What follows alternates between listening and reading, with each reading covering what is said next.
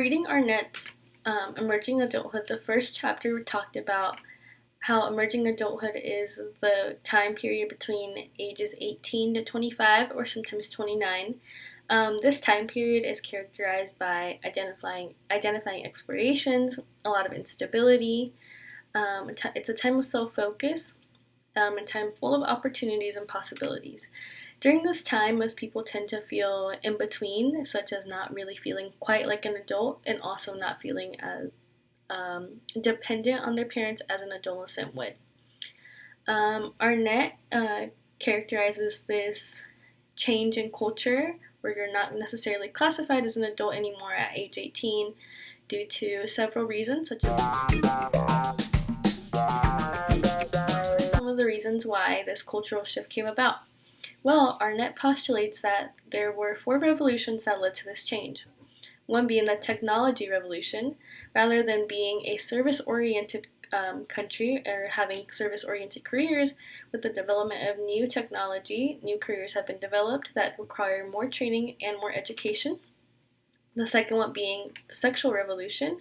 This came about when the birth control pill was invented, therefore allowing women to be much more sexually active and be able to explore more, and not only limiting themselves and their sexual relationships until marriage. So this has also been a major pushback in adulthood. The third one being the women's movement. So this means that women can have careers now.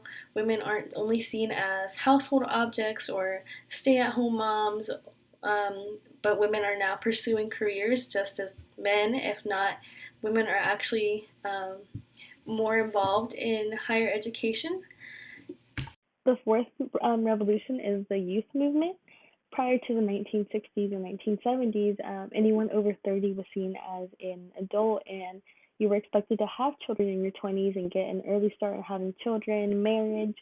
And now, during your 20s, it's almost seen as a time of self-focus.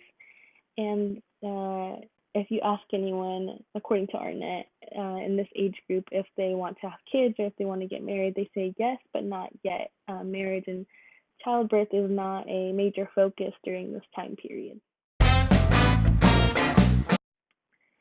In contrast, Christian Smith, the author of Lost in Transition, The Dark Side of Emerging Adulthood, discusses several key points that are also overlapping with Arnett.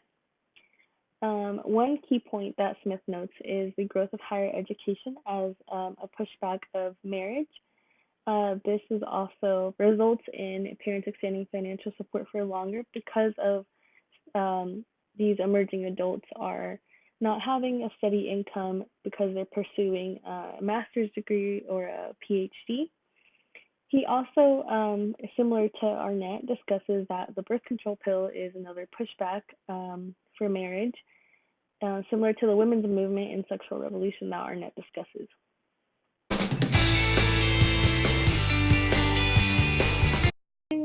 The readings from Arnett and Smith really resonated with me are because although I am a psychology major, I have had various courses that are related to childhood development up until adulthood, and another one about aging and the cognitions behind aging. I had never heard of this time period or this age period that is like a transition emerging adulthood.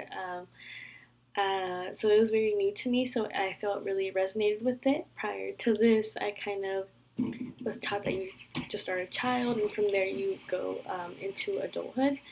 And knowing that this emerging adulthood period is characterized by a lot of self-doubt, by a lot of exploration, and kind of in between and indecisiveness made me feel really comforted because it doesn't make me feel like although I am 21 and I am a senior, like I have to have my life together and that everything needs to be in order. And what Smith said that because of pursuing higher education, which is something I'm interested in, that is a setback in marriage and having children because that is not in my plan anytime soon, at least before 30.